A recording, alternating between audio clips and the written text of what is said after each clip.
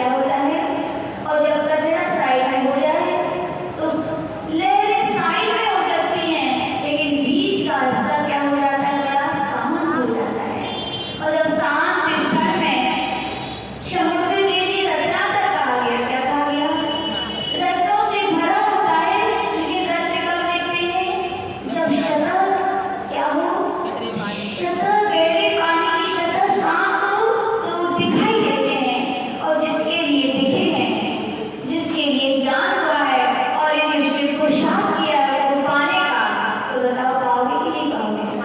नियम से उन गोताखोर जो समुद्र में होते हैं, जब वहाँ शांत सतह में देखते हैं तो उनके रत्न देखते हैं और रत्न के पानी के नीचे से भी अगर डुबकी लगाते हैं तो क्या होता है?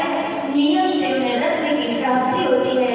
वैसे आचार्य भगवान की इस देशना को सुन रहे हैं, नियम से हम श्रवण करेंगे, उसके साथ साथ धारणा में लाएंगे और फिर उसका क्या करेंगे? मनन करेंगे, चिंतन करेंगे। तो विश्वास करना क्या होगा?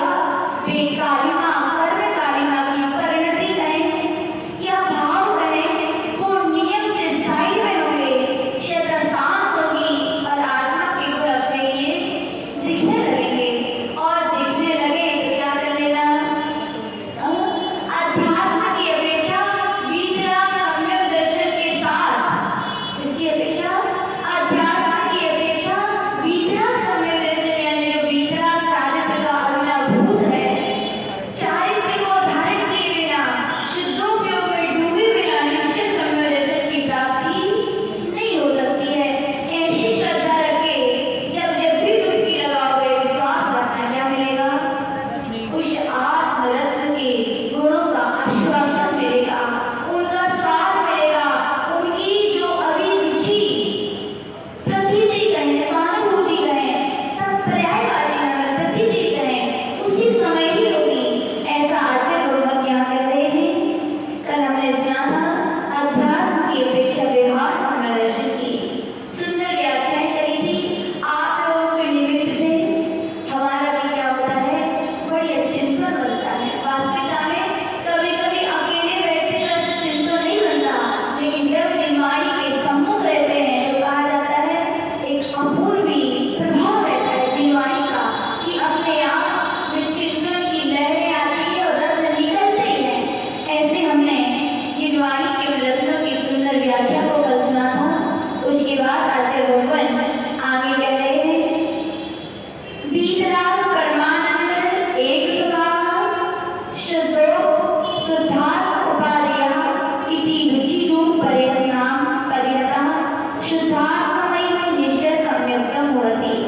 फिर से वो बात के लिए रिपीटेशन कर रहे हैं, याद दिला रहे हैं कि क्या है निश्चय सम्यक। तो कह रहे हैं वीतराग परम आनंद एक स्वभाव वाला, जिसमें शुद्धात्मा ही उपाधि है, ऐसी रुचि रूप जो होता है वो नियम से, ऐसे परिणामों की परिणति से, यानी कि आत्मा के सिवा फिर वहां पर अन्य कोई बाहर निकल अंदर जल तो चलेंगे, कब तक चलेंगे? जब तक केवल ज्ञान की प्राप्ति हो जाए। लेकिन बाहर विकल्प से विराम ले लेगा, केवल एक ही विकल्प चलेगा। क्या चलेगा? शुद्ध आत्मा ही उपादेय है। उस आत्मा ने, उस आत्मा को, उस आत्मा के द्वारा, उस आत्मा के लिए, उस आत्मा से और उस आत्मा में ही डूबकर उस आत्मा को पाया है। उसी का नाम आचार्य भगवान क्या कह रहे हैं? निश्चय सम्यक दर्शन, शुद्धोपयोग है। आगे कह रहे हैं वो कैसा होता है? अथवा रागादि विकल्पोपाधि रहित चित्त चमत्कार भावोत्पन्न मधुर रसास्वादन शुभो अहमिति। क्या बोल रहे हैं? जब जिसके लिए शुद्धोपयोग हो जाता है उसकी परिणति कैसी होती है? यद्यपि शुद्धोपयोग अबुद्धिपूर्वक दशा है, कोई उसका व्याख्यान नहीं कर सकता, लेकिन फिर भी कोई निश्चय को समझाना तो व्यवहार का आश्रय लेना ही पड़ता है। जैसे शेर देखा क्या? असो की शेर देखा? कहाँ देखा? चिड़ियाघर में देखा। शेर जिसने ना देखा हो और उसके लिए शेर का ज्ञान कर रहा है तो क्या कहते हैं? बिल्ली देखी क्या? बोले जैसी बिल्ली होती है वैसे शेर होता है, लेकिन बिल्ली शेर नहीं है। बिल्ली बिल्ली है, शेर शेर है। शेर का ज्ञान कराने के लिए बिल्ली का आश्रय लिया जाता है। वैसे ही निश्चय शुद्धोपयोग में जो डूबे रहते हैं उनका अनुभव बचना ठीक है, फिर भी समझाने के लिए व्यवहार का आश्रय लिया जाता है। तो उसी अपेक्षा से यहाँ कह रहे हैं कि शुद्धोपयोग की निश्चय की दशा कैसी होती है? तो कह रहे हैं रागादि विकल्पोपाधि रहित। विकल्प से मैं सुखी मैं दुखी। हाँ, आचार्य ब्रह्मदेव सूरी बृहद समय की टीका में जब आचार्य ने हम लोग के लिए पढ़ा तो सुंदर सूत्र दिया है। वहाँ लिखा था मेदम इति संकल्पा और अमेदम इति विकल्पा। ये मेरे ये परवस्तु मेरे ये शरीर मेरा ये सब कुछ संकल्प है और मैं सुखी मैं दुखी मैं गरीब मैं अनाथ मैं नाथ मैं स्वामी मैं नौकर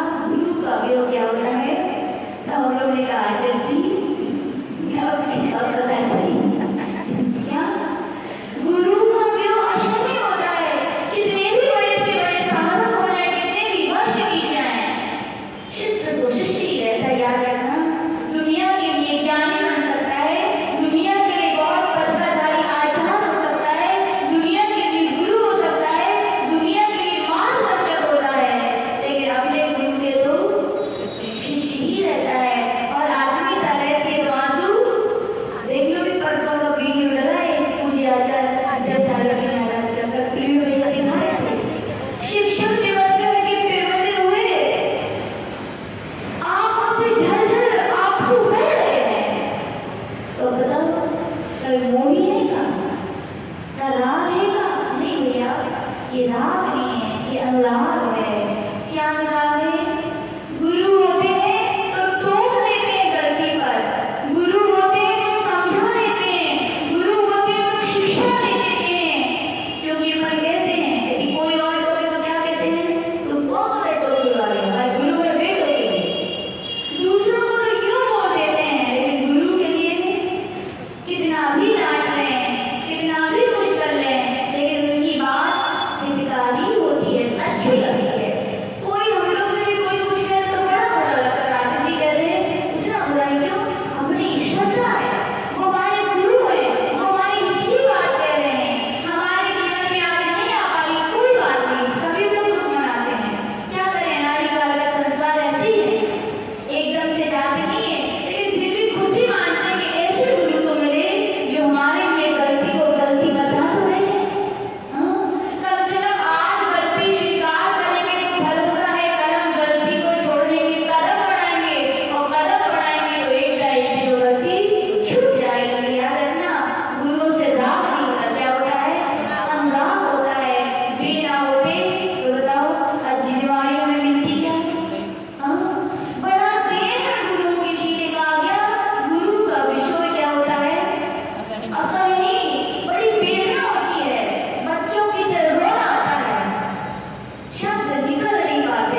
हम लोग तो अनुभव की बात है ये सब, और हमने प्रैक्टिकल के उदाहरण भी बता दिए कि महान महान आचार्य भगवान, ये तो वर्तमान के आचार्यों की नहीं, तो हम सुना रहे थे जब भगवान अंतिम तीसरे भगवान महावीर स्वामी का निर्माण हुआ तो भी गौतम गढ़धर बता दुखी हुई होगी कि नहीं, नियम से दुखी हुए होंगे। और वो ज्ञानी थे, चार ज्ञान के भाई थे, उन्होंने यही सोचा मेरे इस दुख से निकलने का उपाय यही है कि मैं भी ऐसी अवस्था प्राप्त कर लूं। बैठे तो ध्यान में, हुआ कि क्या हो गया, बैठे रहे कहीं सुबह से लेकर शाम तक कि जैसे भगवान को अभी होश हुआ, मुझे प्रातः काल ही केवल ज्ञान हो जाए, लेकिन नहीं हुआ। जब नहीं हुआ तो फिर से डूब गए ध्यान में, क्यों नहीं हुआ, याद आया गुरुदेव ने कहा था यश मोक्षे की नाकांक्षा, मोक्ष की भी आकांक्षा मत करना, ये शुद्धों की दशा को ही प्राप्त होना चाहते हो, आत्मा में लीन होना चाहते हो। तब उन्हें याद आया, तब उन्होंने विकल्प छोड़ा। क्या विकल्प छोड़ा, कि वे मेरे गुरु थे, उनका निर्माण हो गया है, उन्होंने इस विकल्प को भी छोड़ा। तब जाके मैं शिष्य हूँ, इसका जो नाम भाव बना हुआ था, विकल्प था, वो भी छोड़ा। मैं छत्रस्त हूँ, मुझे केवल ज्ञान प्राप्त करना है, ये भी विकल्प छोड़ा। मैं शिष्य हूँ, ये विकल्प छोड़ा। तब जाके जैसे छूटा तो क्या हुआ, तुरंत ही सायंकाल क्या हो गया उनके लिए, केवल ज्ञान की प्राप्ति हो गई। रात की खबरें बनाते हो, क्या करते हो, सुंदर सुंदर दीप प्रज्वलित कर देते हो, केवल ज्ञान के लिए क्या है, प्रतीक है। कहा जाता है नाइट में ज्ञान लाइट जलाई, तो किसने जलाई, गौतम गढ़धर भगवान ने शाम के समय नाइट थी और ज्ञान लाइट क्या भी जला दी, गौतम भगवान थे। तो यहाँ पे यही कह रहे हैं रागादि विकल्प हम एकदम के भाव जब जब बने रहेंगे तब तक आपकी निःशुद्धों की दशा प्राप्त नहीं हो सकती। तो कह रहे हैं रागादि विकल्प उपाधि है, तो उपाधि है, उपाधि क्यों है, क्योंकि ऊपर से थोड़ी गई है। क्या है, कई लोग का सम्मान होता है और कई लोगों को थोपा जाता है ऊपर से, ये नहीं कि ऐसे घोड़े नहीं होते,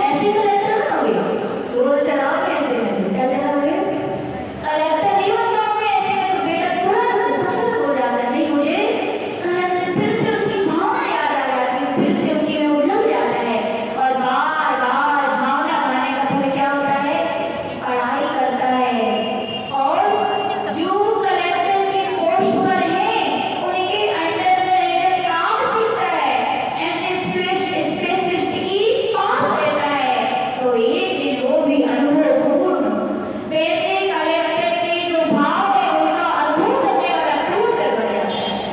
बन जाता है कि नहीं?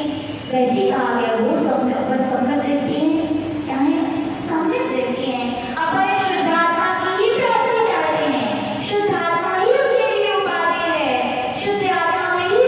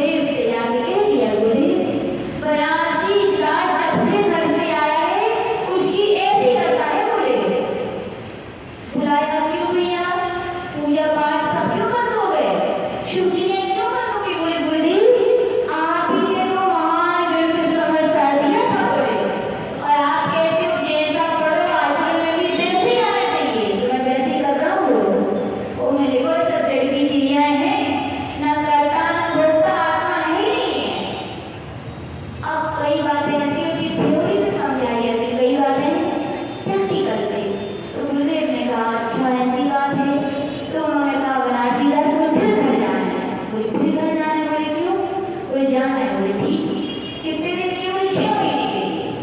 बोले क्या चाहिए आप पढ़ने दे दो कोई साथ। तो इस बार मालूम क्या दिया उनके लिए?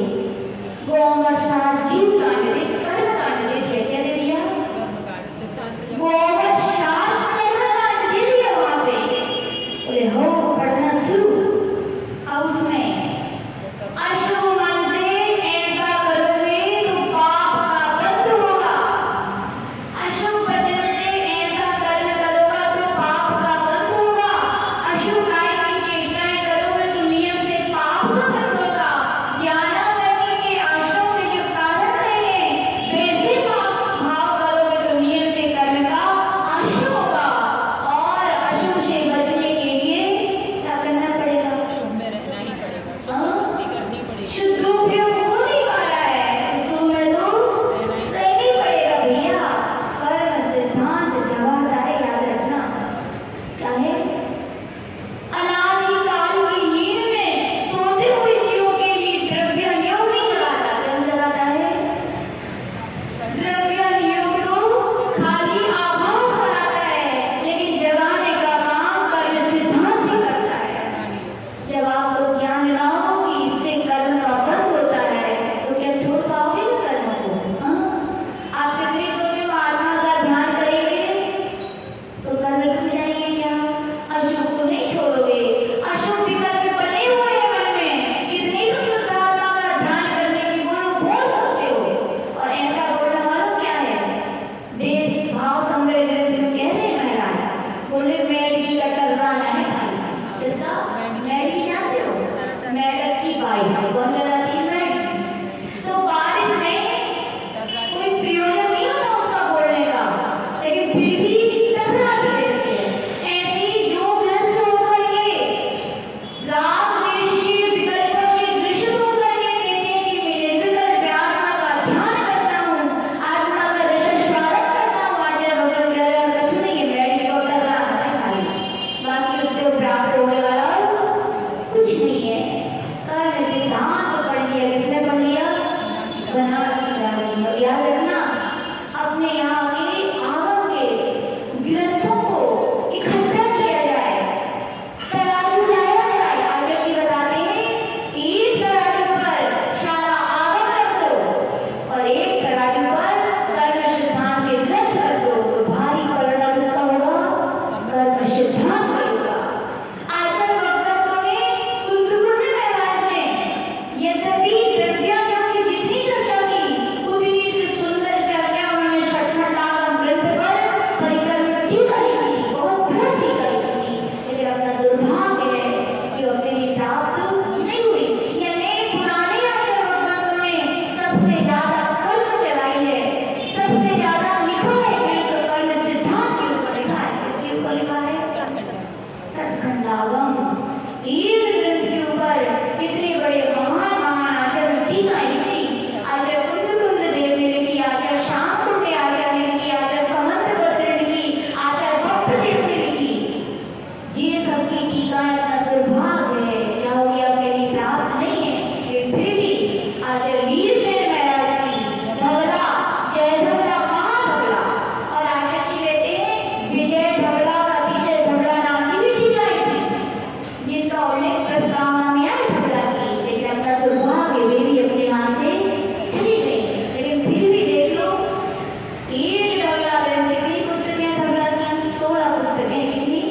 तो किसका वर्णन है पता है? धवला ग्रंथ में केवल तत्वात्म के एक सूत्र का सत संख्या छेद निष्कर्षण कालांतर भावा बहुत क्वश्य एक सूत्र का व्याख्या की कितनी पुस्तकों में?